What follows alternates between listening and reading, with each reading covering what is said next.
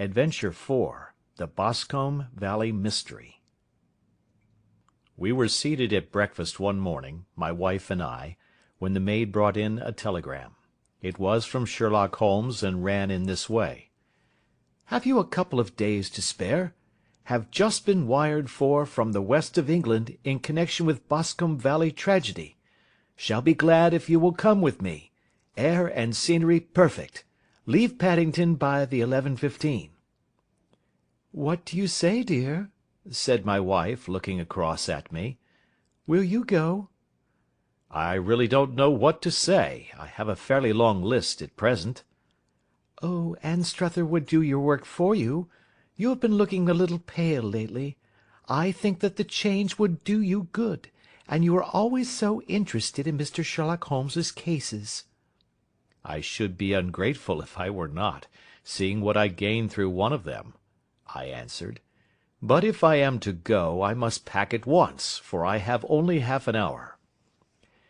My experience of camp life in Afghanistan had at least had the effect of making me a prompt and ready traveller.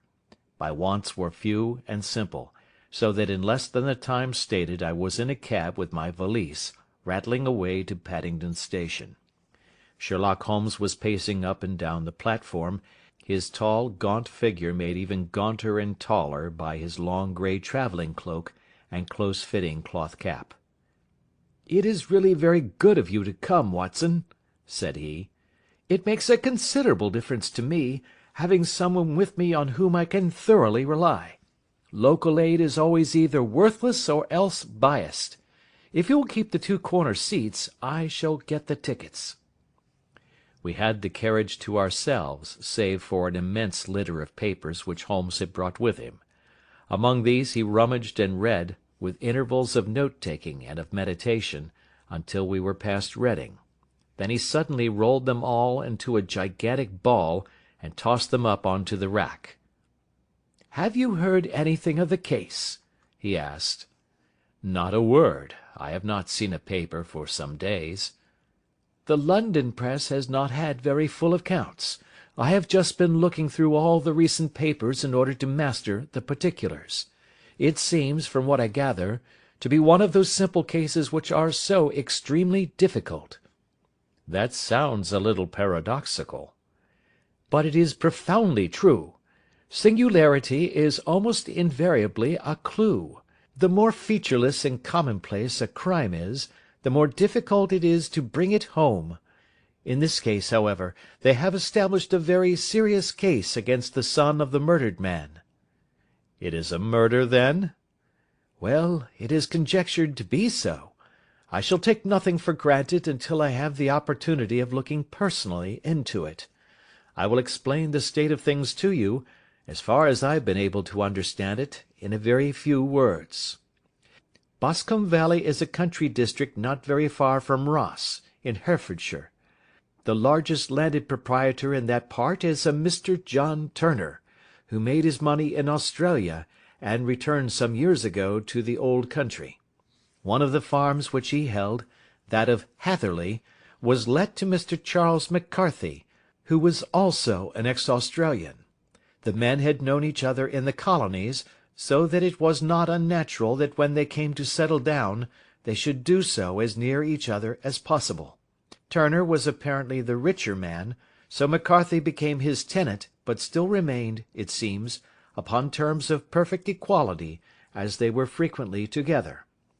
McCarthy had one son, a lad of 18, and Turner had an only daughter of the same age, but neither of them had wives living.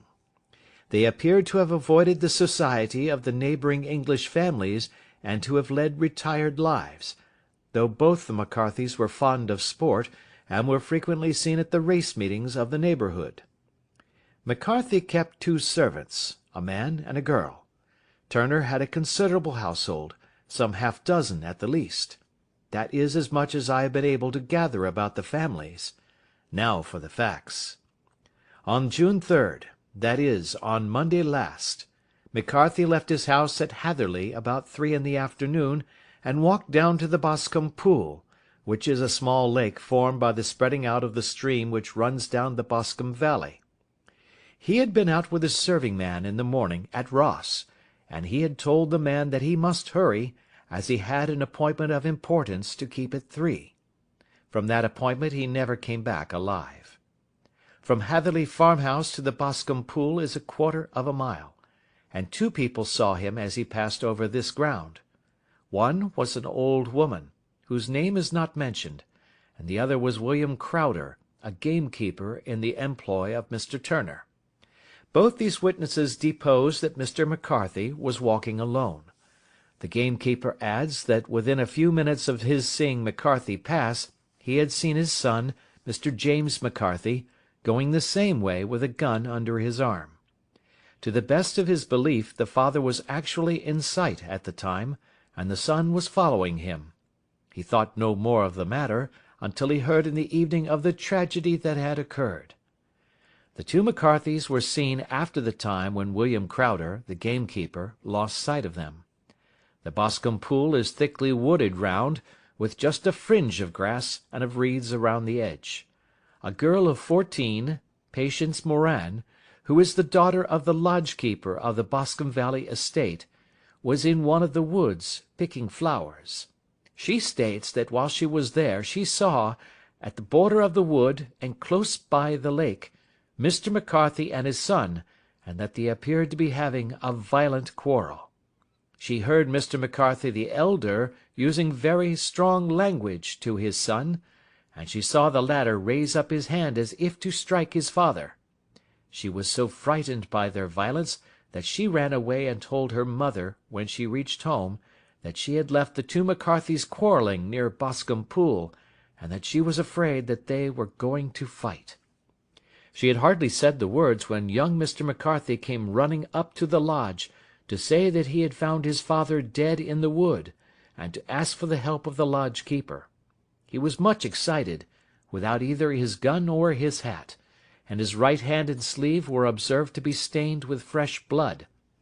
On following him, they found the dead body stretched out upon the grass beside the pool. The head had been beaten in by repeated blows of some heavy and blunt weapon. The injuries were such as might very well have been inflicted by the butt end of his son's gun, which was found lying on the grass within a few paces of the body. Under these circumstances the young man was instantly arrested, and a verdict of wilful murder having been returned at the inquest on Tuesday, he was on Wednesday brought before the magistrates at Ross, who have referred the case to the next assizes. Those are the main facts of the case, as they came out before the coroner and the police court. "I could hardly imagine a more damning case," I remarked. "If ever circumstantial evidence pointed to a criminal, it does so here." "Circumstantial evidence is a very tricky thing," answered Holmes thoughtfully. "It may seem to point very straight to one thing, but if you shift your own point of view a little, you will find it pointing in an equally uncompromising manner to something entirely different. It must be confessed, however, that the case looks exceedingly grave against the young man, and it is very possible that he is indeed the culprit. There are several people in the neighbourhood, however, and among them Miss Turner, the daughter of the neighbouring landowner, who believe in his innocence, and who have retained Lestrade, whom you may recollect in connection with the study in scarlet, to work out the case in his interest. Lestrade, being rather puzzled, has referred the case to me, and hence it is that 2 middle-aged gentlemen are flying westward at 50 miles an hour, instead of quietly digesting their breakfasts at home. "I am afraid," said I, "that the facts are so obvious that you will find little credit to be gained out of this case." "There is nothing more deceptive than an obvious fact," he answered, laughing. "Besides, we may chance to hit upon some other obvious facts, which may have been by no means obvious to Mr. Lestrade. You know me too well to think that I am boasting when I say that I shall either confirm or destroy his theory by means which he is quite incapable of employing, or even of understanding. To take the first example to hand, I very clearly perceive that in your bedroom the window is upon the right-hand side, and yet I question whether Mr. Lestrade would have noted even so self-evident a thing as that. How on earth— My dear fellow, I know you well.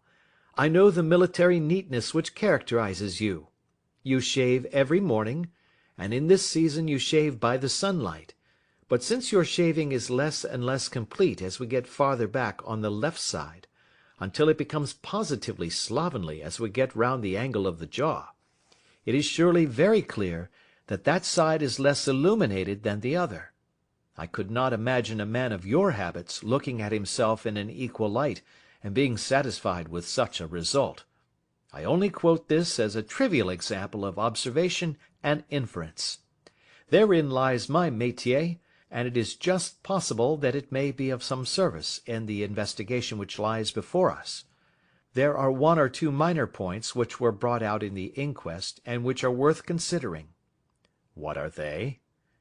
It appears that his arrest did not take place at once, but after the return to Hatherley Farm. On the inspector of constabulary informing him that he was a prisoner, he remarked that he was not surprised to hear it, and that it was no more than his deserts. This observation of his had the natural effect of removing any traces of doubt which might have remained in the minds of the coroner's jury.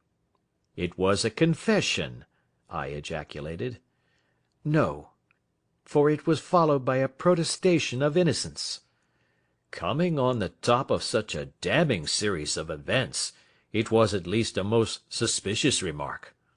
"On the contrary," said Holmes, "it is the brightest rift which I can at present see in the clouds.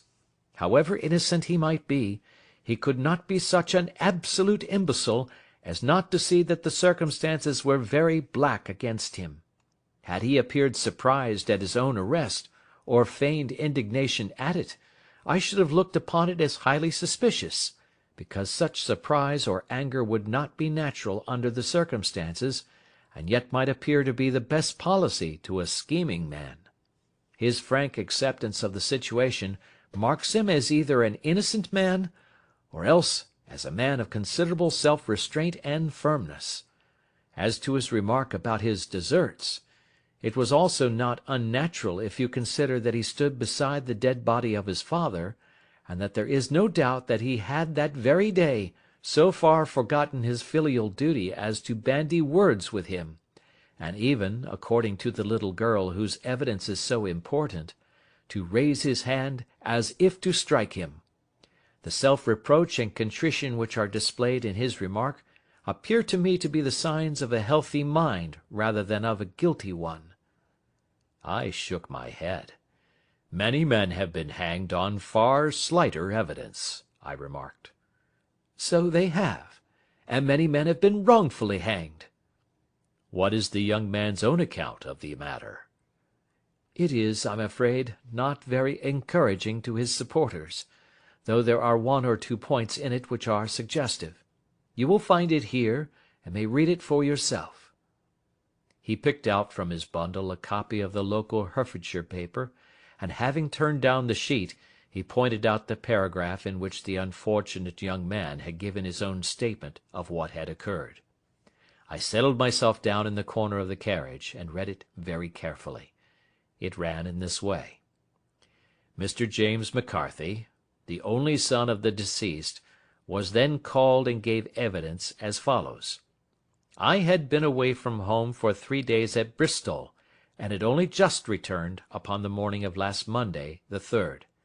My father was absent from home at the time of my arrival, and I was informed by the maid that he had driven over to Ross with John Cobb, the groom.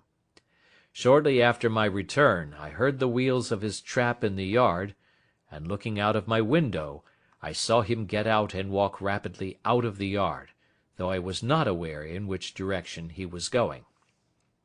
I then took my gun and strolled out in the direction of the Bascombe pool, with the intention of visiting the rabbit warren which is upon the other side. On my way I saw William Crowder, the gamekeeper, as he had stated in his evidence, but he is mistaken in thinking that I was following my father. I had no idea that he was in front of me. When about 100 yards from the pool I heard a cry of "Coo-ee!" which was a usual signal between my father and myself. I then hurried forward, and found him standing by the pool. He appeared to be much surprised at seeing me, and asked me rather roughly what I was doing there. A conversation ensued which led to high words and almost to blows, for my father was a man of a very violent temper.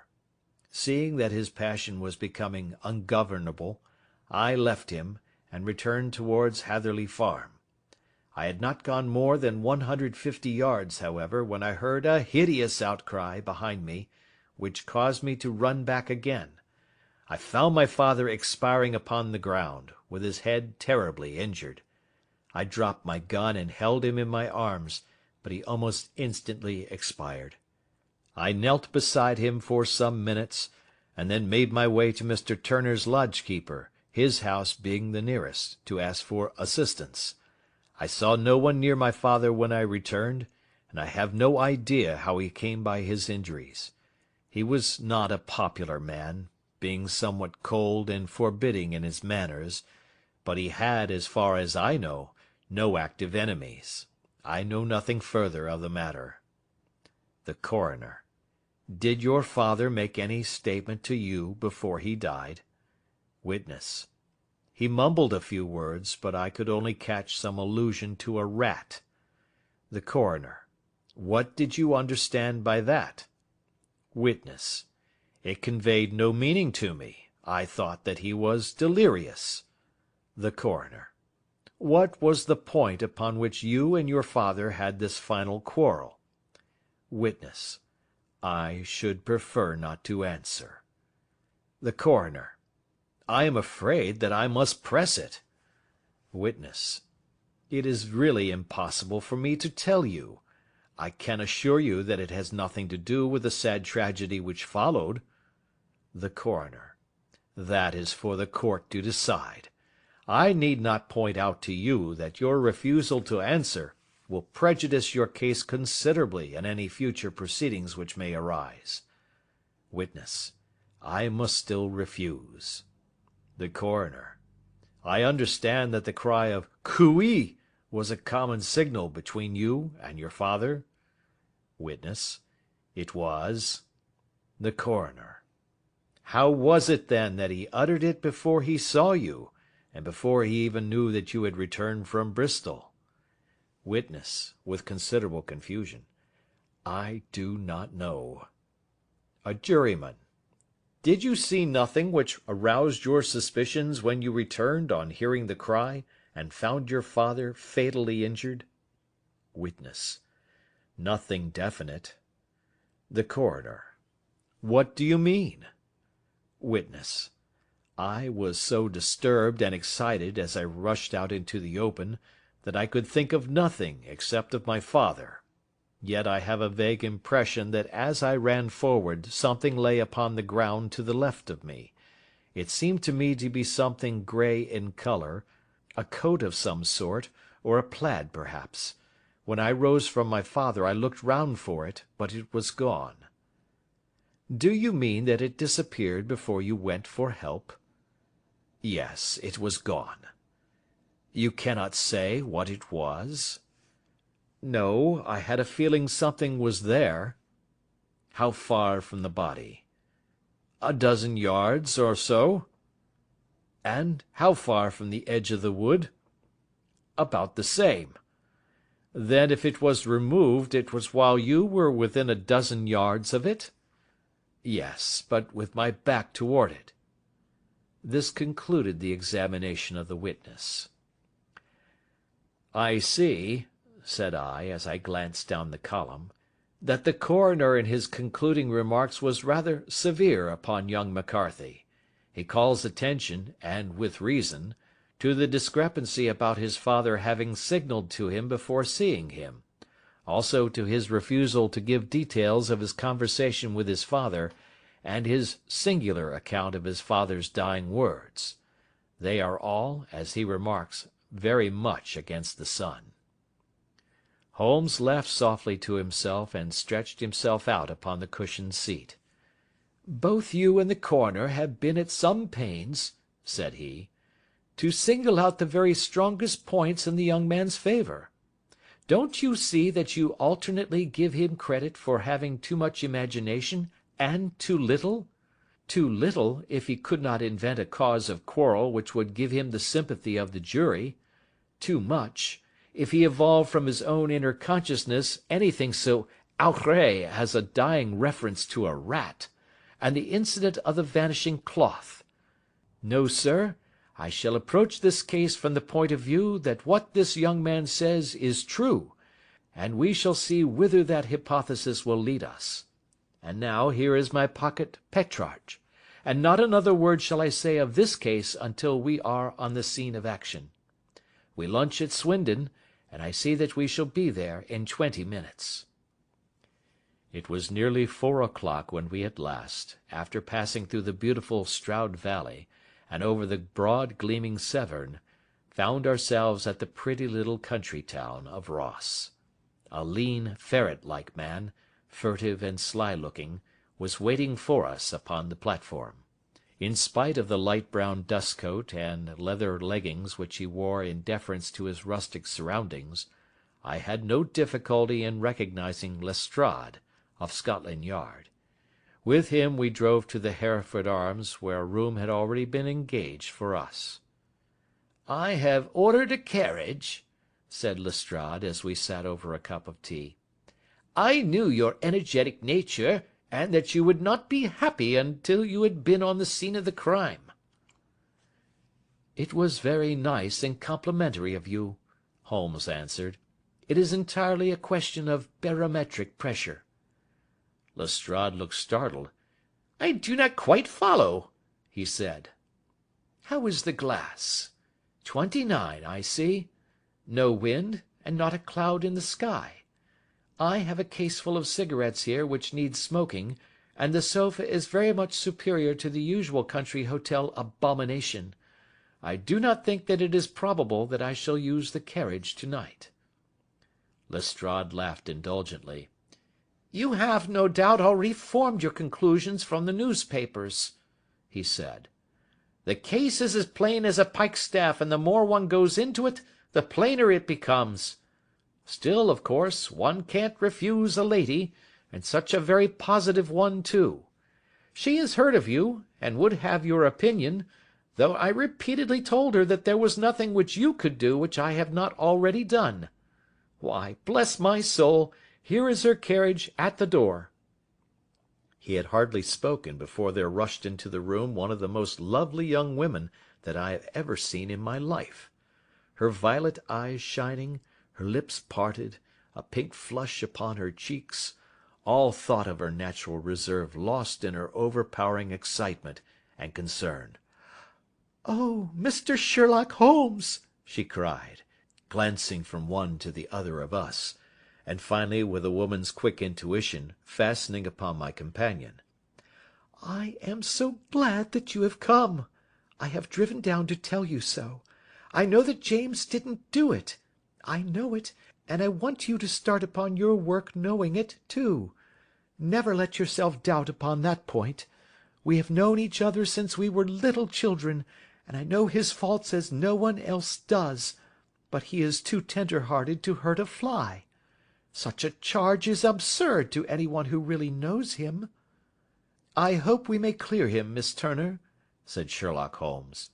"You may rely upon my doing all that I can." "But you have read the evidence? You have formed some conclusion? Do you not see some loophole, some flaw? Do you not yourself think that he is innocent?" "I think that it is very probable." "There now!" she cried, throwing back her head and looking defiantly at Lestrade. "You hear? He gives me hopes." Lestrade shrugged his shoulders. "I am afraid that my colleague has been a little quick in forming his conclusions," he said. "But he is right.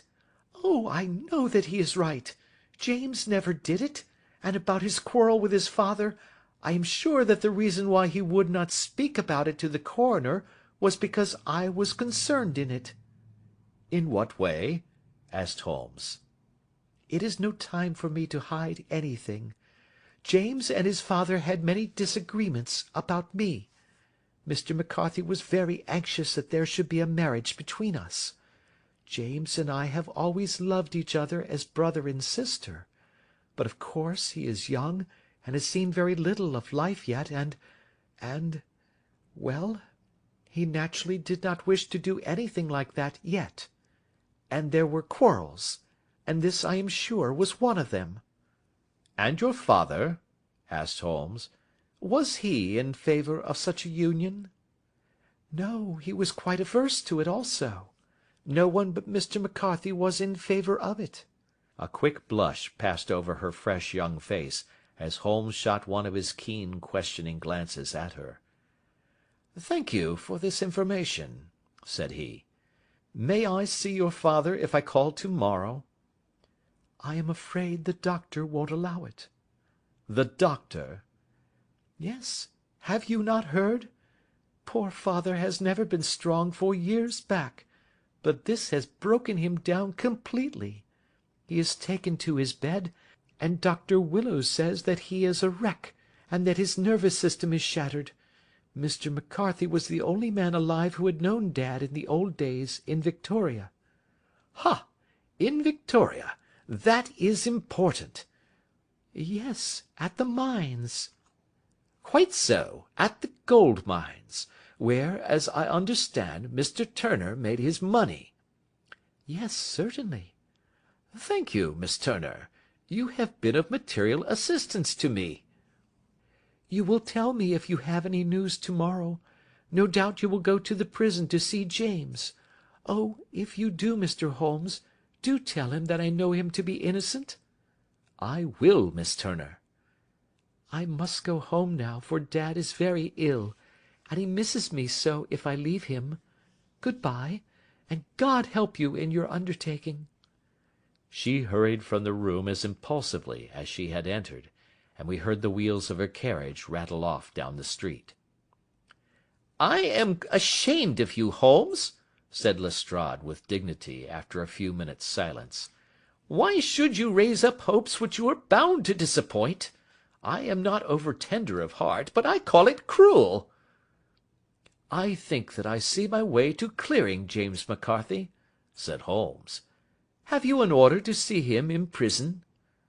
"Yes, but only for you and me." "Then I shall reconsider my resolution about going out. We have still time to take a train to Hereford and see him to-night?" "Ample." "Then let us do so. Watson, I fear that you will find it very slow, but I shall only be away a couple of hours."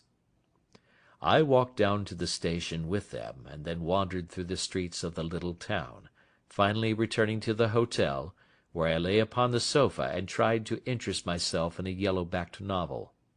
The puny plot of the story was so thin, however, when compared to the deep mystery through which we were groping, and I found my attention wander so continually from the action to the fact, that I at last flung it across the room and gave myself up entirely to a consideration of the events of the day. Supposing that this unhappy young man's story were absolutely true, then what hellish thing, what absolutely unforeseen and extraordinary calamity, could have occurred between the time when he parted from his father and the moment when, drawn back by his screams, he rushed into the glade? It was something terrible and deadly. What could it be? Might not the nature of the injuries reveal something to my medical instincts? I rang the bell, and called for the weekly county paper, which contained a verbatim account of the inquest. In the surgeon's deposition it was stated that the posterior third of the left parietal bone and the left half of the occipital bone had been shattered by a heavy blow from a blunt weapon. I marked the spot upon my own head. Clearly such a blow must have been struck from behind. That was to some extent in favour of the accused, as when seen quarrelling he was face to face with his father. Still, it did not go for very much, for the older man might have turned his back before the blow fell. Still, it might be worth while to call Holmes's attention to it. Then there was the peculiar dying reference to a rat. What could that mean? It could not be delirium. A man dying from a sudden blow does not commonly become delirious. No, it was more likely to be an attempt to explain how he met his fate. But what could it indicate? I cudgelled my brains to find some possible explanation. And then the incident of the grey cloth seen by young McCarthy. If that were true, the murderer must have dropped some part of his dress, presumably his overcoat, in his flight, and must have had the hardihood to return and to carry it away at the instant when the son was kneeling with his back turned not a dozen paces off. What a tissue of mysteries and improbabilities the whole thing was! I did not wonder at Lestrade's opinion, and yet I had so much faith in Sherlock Holmes's insight that I could not lose hope as long as every fresh fact seemed to strengthen his conviction of young McCarthy's innocence. It was late before Sherlock Holmes returned. He came back alone, for Lestrade was staying in lodgings in the town. "The glass still keeps very high," he remarked as he sat down. "It is of importance that it should not rain before we are able to go over the ground. On the other hand, a man should be at his very best and keenest for such nice work as that, and I did not wish to do it when fagged by a long journey. I have seen young McCarthy." "And what did you learn from him?" "Nothing." "Could he throw no light?" "None at all. I was inclined to think at one time that he knew who had done it, and was screening him or her, but I am convinced now that he is as puzzled as every one else. He is not a very quick-witted youth, though comely to look at, and, I should think, sound at heart." "I cannot admire his taste," I remarked, "if it is indeed a fact that he was averse to a marriage with so charming a young lady as this Miss Turner." "Ah, thereby hangs a rather painful tale. This fellow is madly, insanely in love with her, but some 2 years ago, when he was only a lad, and before he really knew her, for she had been away 5 years at a boarding school, what does the idiot do but get into the clutches of a barmaid in Bristol, and marry her at a registry office. No one knows a word of the matter, but you can imagine how maddening it must be to him to be upbraided for not doing what he would give his very eyes to do, but what he knows to be absolutely impossible. It was sheer frenzy of this sort which made him throw his hands up into the air when his father, at their last interview, was goading him on to propose to Miss Turner. On the other hand, he had no means of supporting himself, and his father, who was by all accounts a very hard man, would have thrown him over utterly had he known the truth. It was with his barmaid wife that he had spent the last 3 days in Bristol, and his father did not know where he was. Mark that point. It is of importance. Good has come out of evil, however, for the barmaid, finding from the papers that he is in serious trouble and likely to be hanged, has thrown him over utterly and has written to him to say that she has a husband already in the Bermuda dockyard, so that there is really no tie between them. I think that that bit of news has consoled young McCarthy for all that he has suffered." "But if he is innocent, who has done it?" "Ah, who? I would call your attention very particularly to 2 points. One is that the murdered man had an appointment with someone at the pool, and that the someone could not have been his son, for his son was away, and he did not know when he would return. The second is that the murdered man was heard to cry 'Cooee!' before he knew that his son had returned. Those are the crucial points upon which the case depends. And now let us talk about George Meredith, if you please, and we shall leave all minor matters until to-morrow." There was no rain, as Holmes had foretold, and the morning broke bright and cloudless. At 9 o'clock Lestrade called for us with the carriage, and we set off for Hatherley Farm and the Bascombe Pool. "There is serious news this morning," Lestrade observed. "It is said that Mr. Turner, of the Hall, is so ill that his life is despaired of." "An elderly man, I presume?" said Holmes. "About 60. But his constitution has been shattered by his life abroad, and he has been in failing health for some time. This business has had a very bad effect upon him. He was an old friend of McCarthy's, and, I may add, a great benefactor to him, for I have learned that he gave him Hatherley Farm rent-free." "Indeed, that is interesting," said Holmes. "Oh, yes. In 100 other ways he has helped him. Everybody about here speaks of his kindness to him." "Really? Does it not strike you as a little singular that this McCarthy, who appears to have had little of his own, and to have been under such obligations to Turner, should still talk of marrying his son to Turner's daughter, who is presumably heiress to the estate, and that in such a very cocksure manner, as if it were merely a case of a proposal and all else would follow? It is the more strange, since we know that Turner himself was averse to the idea. The daughter told us as much. Do you not deduce something from that?" "We have got to the deductions and the inferences," said Lestrade, winking at me. "I find it hard enough to tackle facts, Holmes, without flying away after theories and fancies." "You are right," said Holmes demurely. "You do find it very hard to tackle the facts." "Anyhow, I have grasped one fact which you seem to find it difficult to get hold of," replied Lestrade with some warmth. "And that is?" "That McCarthy Senior met his death from McCarthy Junior, and that all theories to the contrary are the merest moonshine."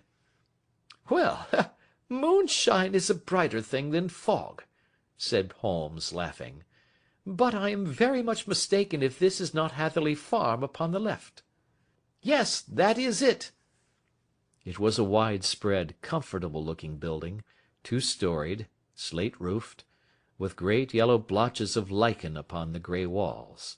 The drawn blinds and the smokeless chimneys, however, gave it a stricken look, as though the weight of this horror still lay heavy upon it. We called at the door, when the maid, at Holmes's request, showed us the boots which her master wore at the time of his death, and also a pair of the son's, though not the pair which he had then had. Having measured these very carefully from 7 or 8 different points, Holmes desired to be led to the courtyard, from which we all followed the winding track which led to Bascombe Pool. Sherlock Holmes was transformed when he was hot upon such a scent as this.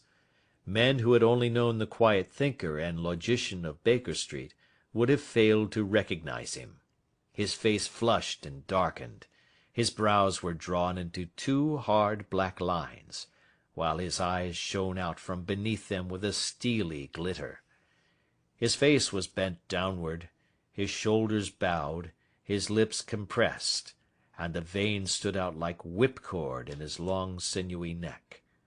His nostrils seemed to dilate with a purely animal lust for the chase, and his mind was so absolutely concentrated upon the matter before him, that a question or remark fell unheeded upon his ears, or at the most only provoked a quick, impatient snarl in reply. Swiftly and silently he made his way along the track which ran through the meadows, and so by way of the woods to the Bascombe Pool. It was damp, marshy ground, as is all that district, and there were marks of many feet, both upon the path and amid the short grass which bounded it on either side. Sometimes Holmes would hurry on, sometimes stop dead, and once he made quite a little detour into the meadow. Lestrade and I walked behind him, the detective indifferent and contemptuous, while I watched my friend with the interest which sprang from the conviction that every one of his actions was directed towards a definite end. The Bascombe Pool, which is a little reed-girt sheet of water some 50 yards across, is situated at the boundary between the Hatherley Farm and the private park of the wealthy Mr. Turner. Above the woods which lined it upon the farther side we could see the red jutting pinnacles which marked the site of the rich landowner's dwelling. On the Hatherley side of the pool the woods grew very thick, and there was a narrow belt of sodden grass 20 paces across, between the edge of the trees and the reeds which lined the lake. Lestrade showed us the exact spot at which the body had been found, and indeed, so moist was the ground, that I could plainly see the traces which had been left by the fall of the stricken man. To Holmes, as I could see by his eager face and peering eyes, very many other things were to be read upon the trampled grass. He ran round like a dog who is picking up a scent, and then turned upon my companion. "What did you go into the pool for?" he asked. "I fished about with a rake. I thought there might be some weapon or other trace. But how on earth—" "Oh, tut, tut, I have no time. That left foot of yours with its inward twist is all over the place. A mole could trace it, and there it vanishes among the reeds. Oh, how simple it would all have been had I been here before they came like a herd of buffalo and wallowed all over it.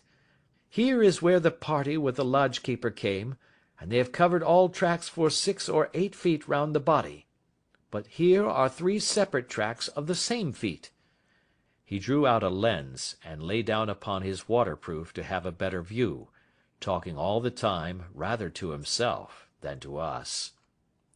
"These are young McCarthy's feet. Twice he was walking, and once he ran swiftly, so that the soles are deeply marked and the heels hardly visible. That bears out his story. He ran when he saw his father on the ground. Then here are the father's feet as he paced up and down. What is this, then? It is the butt end of the gun as the son stood listening. And this? Ha ha! What have we here? Tiptoes! Tiptoes! Square, too, quite unusual boots. They come, they go, they come again. Of course, that was for the cloak. Now where did they come from?" He ran up and down, sometimes losing, sometimes finding the track until we were well within the edge of the wood, and under the shadow of a great beech, the largest tree in the neighbourhood. Holmes traced his way to the farther side of this, and lay down once more upon his face with a little cry of satisfaction. For a long time he remained there, turning over the leaves and dried sticks, gathering up what seemed to me to be dust into an envelope, and examining with his lens not only the ground, but even the bark of the tree as far as he could reach. A jagged stone was lying among the moss, and this also he carefully examined and retained. Then he followed a pathway through the wood until he came to the high road, where all traces were lost. "It has been a case of considerable interest," he remarked, returning to his natural manner. "I fancy that this grey house on the right must be the lodge. I think that I will go in and have a word with Morin, and perhaps write a little note. Having done that, we may drive back to our luncheon. You may walk to the cab, and I shall be with you presently." It was about 10 minutes before we regained our cab and drove back into Ross, Holmes still carrying with him the stone which he had picked up in the wood. "This may interest you, Lestrade," he remarked, holding it out. "The murder was done with it." "I see no marks." "There are none." "How do you know, then?" "The grass was growing under it. It had only lain there a few days. There was no sign of a place whence it had been taken. It corresponds with the injuries. There is no sign of any other weapon." "And the murderer?" "Is a tall man, left-handed, limps with the right leg, wears thick-soled shooting boots and a grey cloak, smokes Indian cigars, uses a cigar-holder, and carries a blunt penknife in his pocket. There are several other indications, but these may be enough to aid us in our search." Lestrade laughed. "I am afraid that I am still a sceptic," he said. "Theories are all very well, but we have to deal with a hard-headed British jury." "Nous verrons," answered Holmes calmly. "You work your own method, and I shall work mine. I shall be busy this afternoon, and shall probably return to London by the evening train." And leave your case unfinished?" "No, finished." "But the mystery?" "It is solved." "Who was the criminal, then?" "The gentleman I describe." "But who is he?" "Surely it would not be difficult to find out. This is not such a populous neighbourhood." Lestrade shrugged his shoulders. "I am a practical man," he said, "and I really cannot undertake to go about the country looking for a left-handed gentleman with a game leg. I should become the laughing-stock of Scotland Yard." "All right," said Holmes quietly. "I have given you the chance. Here are your lodgings. Good bye. I shall drop you a line before I leave." Having left Lestrade at his rooms, we drove to our hotel, where we found lunch upon the table. Holmes was silent and buried in thought, with a pained expression upon his face, as one who finds himself in a perplexing position. "Look here, Watson," he said, when the cloth was cleared. "Just sit down in this chair and let me preach to you for a little. I don't know quite what to do, and I should value your advice. Light a cigar and let me expound." "Pray do so." "Well now, in considering this case there are 2 points about young McCarthy's narrative which struck us both instantly, although they impressed me in his favour and you against him. One was the fact that his father should, according to his account, cry cooee before seeing him. The other was his singular dying reference to a rat. He mumbled several words, you understand, but that was all that caught the son's ear. Now from this double point our research must commence, and we will begin it by presuming that what the lad says is absolutely true." "What of this cooee, then?" "Well, obviously, it could not have been meant for the son. The son, as far as he knew, was in Bristol. It was mere chance that he was within earshot. The cooee was meant to attract the attention of whoever it was that he had the appointment with. But cooee is a distinctly Australian cry, and one which is used between Australians. There is a strong presumption that the person whom McCarthy expected to meet him at Bascombe Pool was someone who had been in Australia." "What of the rat, then?" Sherlock Holmes took a folded paper from his pocket and flattened it out on the table. "This is a map of the colony of Victoria," he said. "I wired to Bristol for it last night." He put his hand over part of the map. "What do you read?" "A rat," I read. "And now?" He raised his hand. "Ballarat." "Quite so. That was the word the man uttered, and of which his son only caught the last 2 syllables. He was trying to utter the name of his murderer, so and so of Ballarat."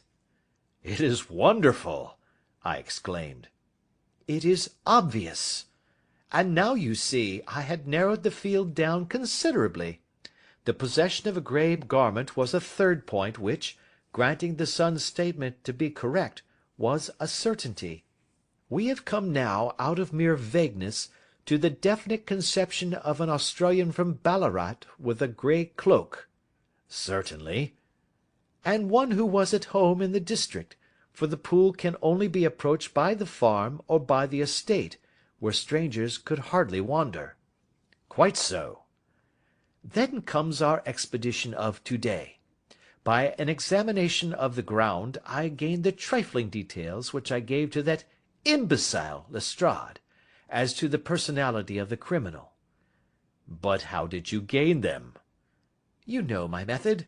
It is founded upon the observation of trifles." "His height I know that you might roughly judge from the length of his stride. His boots, too, might be told from their traces." "Yes, they were peculiar boots." "But his lameness?" "The impression of his right foot was always less distinct than his left. He put less weight upon it. Why? Because he limped. He was lame." "But his left-handedness?" "You were yourself struck by the nature of the injury as recorded by the surgeon at the inquest. The blow was struck from immediately behind, and yet was upon the left side. Now, how can that be unless it were by a left-handed man? He had stood behind that tree during the interview between the father and the son. He had even smoked there. I found the ash of a cigar, which my special knowledge of tobacco ashes enables me to pronounce as an Indian cigar. I have, as you know, devoted some attention to this, and written a little monograph on the ashes of 140 different varieties of pipe, cigar, and cigarette tobacco. Having found the ash, I then looked round and discovered the stump among the moss where he had tossed it. It was an Indian cigar, of the variety which are rolled in Rotterdam. And the cigar holder? I could see that the end had not been in his mouth. Therefore he used a holder. The tip had been cut off, not bitten off, but the cut was not a clean one, so I deduced a blunt penknife. Holmes, I said, you have drawn a net round this man from which he cannot escape, and you have saved an innocent human life as truly as if you had cut the cord which was hanging him. I see the direction in which all this points. The culprit is— "Mr. John Turner!" cried the hotel waiter, opening the door of our sitting-room, and ushering in a visitor. The man who entered was a strange and impressive figure. His slow, limping step and bowed shoulders gave the appearance of decrepitude, and yet his hard, deep-lined, craggy features, and his enormous limbs showed that he was possessed of unusual strength of body and of character. His tangled beard, grizzled hair, and outstanding drooping eyebrows combined to give an air of dignity and power to his appearance, but his face was of an ashen white, while his lips and the corners of his nostrils were tinged with a shade of blue. It was clear to me at a glance that he was in the grip of some deadly and chronic disease. "Pray sit down on the sofa," said Holmes gently. "You had my note." "Yes, the lodge-keeper brought it up. You said that you wished to see me here to avoid scandal." "I thought people would talk if I went to the hall." "And why did you wish to see me?" He looked across at my companion with despair in his weary eyes, as though his question was already answered. "Yes," said Holmes, answering the look rather than the words. "It is so. I know all about McCarthy." The old man sank his face in his hands. "God help me!" he cried. "But I would not have let the young man come to harm. I give you my word that I would have spoken out if it went against him at the assizes." "I am glad to hear you say so," said Holmes gravely. "I would have spoken now had it not been for my dear girl. It would break her heart. It will break her heart when she hears that I am arrested." "It may not come to that," said Holmes. "What?" "I am no official agent. I understand that it was your daughter who required my presence here, and I am acting in her interests. Young McCarthy must be got off, however." "I am a dying man," said old Turner. "I have had diabetes for years. My doctor says it is a question whether I shall live a month. Yet I would rather die under my own roof than in a jail." Holmes rose and sat down at the table with his pen in his hand and a bundle of paper before him. "Just tell us the truth," he said. "I shall jot down the facts. You will sign it, and Watson here can witness it. Then I could produce your confession at the last extremity to save young McCarthy. I promise you that I shall not use it unless it is absolutely needed." "It's as well," said the old man.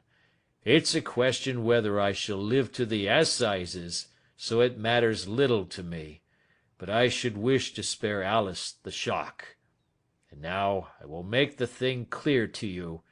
It has been a long time in the acting, but will not take me long to tell. You didn't know this dead man, McCarthy. He was a devil incarnate. I tell you that. God keep you out of the clutches of such a man as he. His grip has been upon me these 20 years, and he has blasted my life. I'll tell you first how I came to be in his power. It was in the early 60s at the diggings. I was a young chap then, hot-blooded and reckless, ready to turn my hand at anything. I got among bad companions, took to drink, had no luck with my claim, took to the bush, and in a word became what you would call over here a highway robber. There were 6 of us, and we had a wild, free life of it, sticking up a station from time to time, or stopping the wagons on the road to the diggings. Black Jack of Ballarat was the name I went under, and our party is still remembered in the colony as the Ballarat Gang. One day a gold convoy came down from Ballarat to Melbourne, and we lay in wait for it and attacked it. There were 6 troopers and 6 of us, so it was a close thing, but we emptied 4 of their saddles at the first volley. 3 of our boys were killed, however, before we got the swag. I put my pistol to the head of the wagon driver, who was this very man McCarthy. I wished to the Lord that I had shot him then, but I spared him, though I saw his wicked little eyes fixed on my face, as though to remember every feature. We got away with the gold, became wealthy men, and made our way over to England without being suspected. There I parted from my old pals and determined to settle down to a quiet and respectable life. I bought this estate, which chanced to be in the market, and I set myself to do a little good with my money, to make up for the way in which I had earned it. I married, too, and though my wife died young, she left me my dear little Alice. Even when she was just a baby, her wee hand seemed to lead me down the right path as nothing else had ever done. In a word, I turned over a new leaf, and did my best to make up for the past. All was going well when McCarthy laid his grip upon me. I had gone up to town about an investment, and I met him in Regent Street with hardly a coat to his back or a boot to his foot. "Here we are, Jack," says he, touching me on the arm. "We'll be as good as a family to you.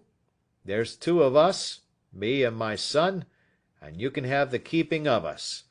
If you don't, it's a fine law-abiding country is England, and there's always a policeman within hail." Well, down they came to the West Country, there was no shaking them off, and there they have lived rent-free on my best land ever since. There was no rest for me, no peace, no forgetfulness. Turn where I would, there was his cunning, grinning face at my elbow. It grew worse as Alice grew up, for he soon saw I was more afraid of her knowing my past than of the police.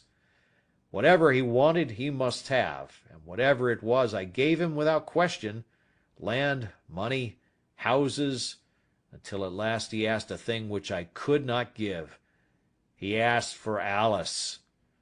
His son, you see, had grown up, and so had my girl, and as I was known to be in weak health, it seemed a fine stroke to him that his lad should step into the whole property. But there I was firm. I would not have his cursed stock mixed with mine. Not that I had any dislike to the lad, but his blood was in him, and that was enough. I stood firm. McCarthy threatened. I braved him to do his worst. We were to meet at the pool midway between our houses to talk it over. When I went down there I found him talking with his son, so I smoked a cigar and waited behind a tree until he should be alone. But as I listened to his talk, all that was black and bitter in me seemed to come uppermost. He was urging his son to marry my daughter, with as little regard for what she might think as if she were a slut from off the streets. It drove me mad to think that I and all that I held most dear should be in the power of such a man as this. Could I not snap the bond? I was already a dying and desperate man. Though clear of mind and fairly strong of limb, I knew that my own fate was sealed. But my memory and my girl, both could be saved if I could but silence that foul tongue. I did it, Mr. Holmes. I would do it again. Deeply as I have sinned, I have led a life of martyrdom to atone for it.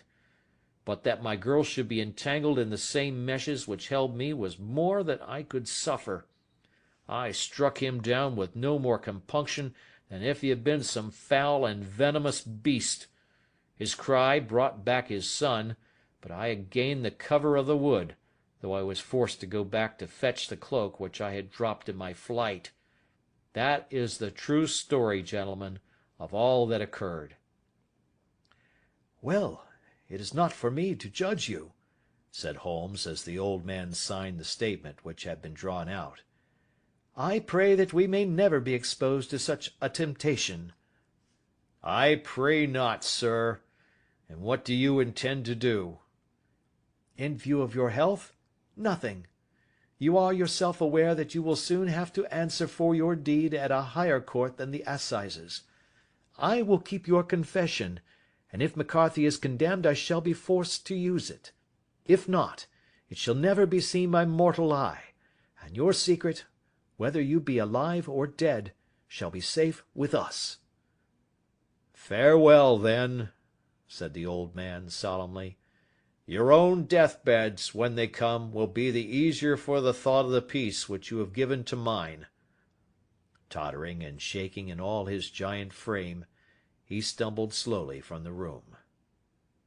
"God help us," said Holmes after a long silence. "Why does fate play such tricks with poor helpless worms? I never hear of such a case as this that I do not think of Baxter's words and say, 'There, but for the grace of God, goes Sherlock Holmes.'" James McCarthy was acquitted at the assizes on the strength of a number of objections which had been drawn out by Holmes and submitted to the defending counsel. Old Turner lived for 7 months after our interview, but he is now dead, and there is every prospect that the son and daughter may come to live happily together in ignorance of the black cloud which rests upon their past. End of Adventure 4